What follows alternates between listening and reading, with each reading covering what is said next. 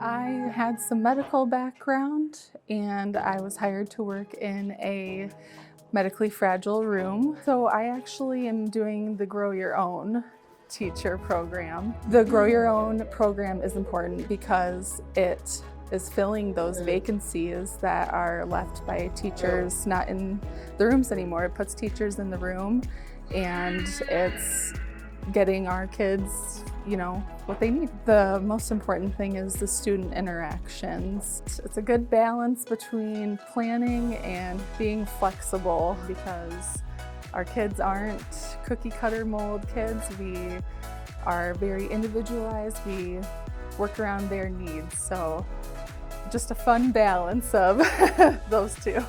Making relationships with the kids is a huge thing, and seeing their growth and seeing when things click for them is just a huge reward. I would say if you're passionate about working with kids with disabilities, this is a great field. It's great for problem solving and figuring out how to help kids succeed.